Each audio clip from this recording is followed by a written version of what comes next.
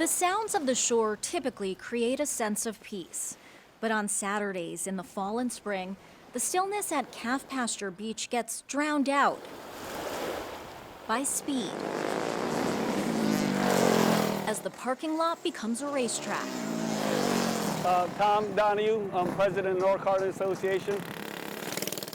We go from 5 years old to whatever age. The Norwalk Karting Association's been here since 1971. We've got 9 people that have started here and are up into the NASCAR race circuit now. For some people, this is as good as it gets, and it's a lot of fun. At age 63, Hugh Gorman is one of the older drivers. Looks good. I absolutely love go-kart racing. All right, start them up.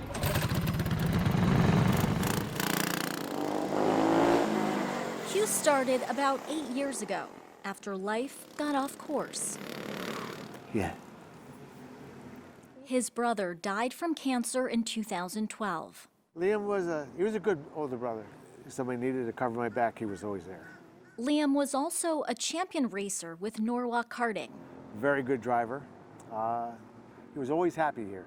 So in 2014, Hugh decided to honor Liam by finding his brother's old kart and buying it back. I was just going to campaign it around, and it very quickly became, now I see why he raced go-karts for so long. Liam's number was 41. Hugh became 341. First couple of races, I was afraid I wasn't doing him justice. I was pretty slow. There was a learning curve, but in time, Hugh was racing all around the East Coast, even winning his division. His brother's kart is now retired, but Liam is still part of the new one. I have the number 41 with the Shamrock inside, yeah. I could see it, nobody else can. So it's kind of like he's still with you in a way. Well, I drag him around. He's probably a little unwilling at this point, you know. He doesn't like to go that slow, you know, but he's there. It's a comfort, especially on this race day, Hugh's first time back in a year and a half. In August 2021, he was hospitalized with COVID-19, and things quickly got worse. So they intubated me, and I went to, in a coma, sleep.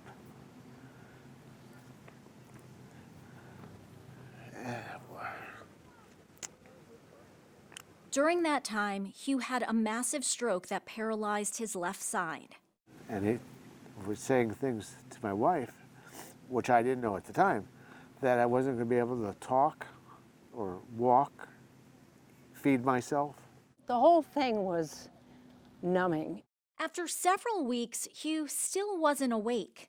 Doctors told his wife, Sally, there was nothing more they could do and suggested she take him off life support. He was going to be, because it wasn't going to be one more thing. It wasn't going to be COVID. It wasn't going to be pneumonia, a blood infection, a stroke. Sally prepared to say goodbye. Then 2 days later, Hugh woke up. And I walked over to him and I said, "Do you know who I am?" Hugh couldn't do much of anything. So in October, he gave intensive rehabilitation a try. I think it was October 27th, I took 6 steps. Big day. It was on the walker and the parallel bars, but there were 6 steps. And I think the next day was 18, then 30, and then we were off and running. Well, not actually off and running. I still can't run. Despite Hugh's remarkable recovery, there was still a question of if he'd ever race again. And so even the doctors would talk about that. Will he ever be able to do those? And for them to say, no, he'll never get back in a kart again, it's just even more rewarding to see him out there having fun. I was excited, and my anticipation level of success was much greater than it was after about 5 laps of practice. And it's not easy. You've got to work on the kart, and then you've got to load the kart and bring it down and then race. And I mean, I'm pretty sure he can vacuum around the house now. This has always been the goal. And while Hugh would like to be a little faster, finishing last is still finishing. He's just grateful to be back on track. I knew in my heart of hearts that this day was going to come, just didn't know when. In Norwalk, Marissa Alter, News 12, Connecticut.